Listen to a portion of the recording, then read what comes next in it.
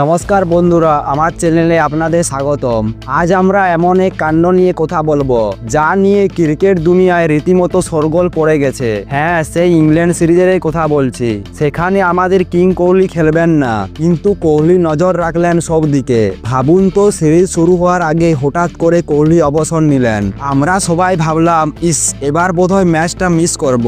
কিন্তু না, আমাদের বিরাট কোহলি বড় স্ক্রিনের দর্শক। বাড়িতে বসে টিভির সামনে পপকর্ন খেতে খেতে খেলা দেখতে থাকলো বিরাট কোহলি। ভারত জেতার পর কি হলো, বিরাট কোহলি আর চুপ থাকতে পারলো না। তিনি ফোন বা ল্যাপটপ হাতে নিয়ে সোজা টুইটারে গিয়ে লিখলেন, আরে বাবা, এ তো দেখছি দুর্দান্ত জয়। কিন্তু দাঁড়াও, আমার ভাই সিরাজের কথা একটু আলাদা করে বলতে হবে। আমার সিরাজ ও দলের জন্য সব কিছু বাজি রাখতে পারে। কোহলির টুইট দেখে মনে হলো তিনি এমনটাই বলেছেন, যেন তিনি বলেছেন, আমি না থাকলেও আমার ছোট ভাই আছে, সে পুরো মাঠ কাঁপিয়ে দিচ্ছে। ভাবুন, কোহলি আর মোহাম্মদ সিরাজ আইপিএলে একসাথে খেলেছে।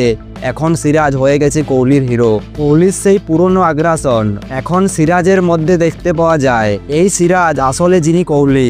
আর আমাদের বাকি অবসরপ্রাপ্ত ক্রিকেটাররা তো চুপ করে বসে থাকতে পারে না। সচিন টেন্ডুলকার মানে এক সময় যিনি ক্রিকেটের ভগবান ছিলেন, তিনি লিখলেন, এই টেস্ট ক্রিকেট তো গায়ে কাটা দিয়ে দিল। সচিন স্যার এখন তো দেখছি টেস্ট ক্রিকেটের রোমান্স উপভোগ করছেন। তারপর এলেন আমাদের মহারাজ সৌরভ গাঙ্গুলি। সৌরভ লিখলেন, টেস্ট ক্রিকেট সব পারফরমেন্সের থেকে এগিয়ে। তিনি বলেছেন, আমি যখন অধিনায়ক ছিলাম তখন তো এমনটাই বলতাম। তারপর তিনি শুভমন গিল, মোহাম্মদ সিরাজ, আকাশদীপ, জয়সওয়াল সবাইকার নাম ধরে ধরে প্রশংসা করলো। সৌরভ যেন আবার তার ড্রেসিং রুমের প্ল্যানটা সবাইকার সামনে তুলে ধরলো। কোহলি মাঠে নেই, কিন্তু সিরাজ তার চোখে চোখ রেখে মাঠে খেলছে। সচিন রোমাঞ্চকিত, আর সৌরভ তার নিজের পুরনো দিনের কথা মনে করে ফেলছেন। এই জয় আসলে শুধু একটা ম্যাচের জয় নয়, এটা হলো ভাই ভাইদের জয়।